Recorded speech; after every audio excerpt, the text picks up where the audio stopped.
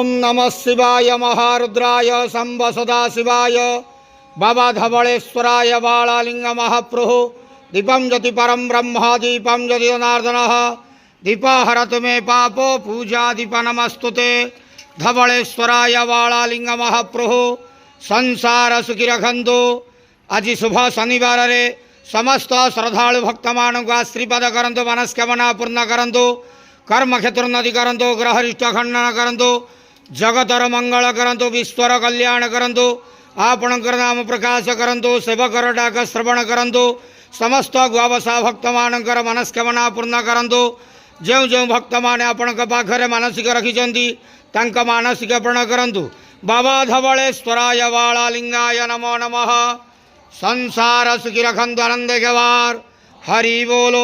आज शुभ शनिवार रे समस्त श्रद्धालु भक्त मान को आशीर्वाद करंतु, आनंद गवार हरि बोलो। बाबा धवलेश्वराय बालालिंगाय नमो नमः।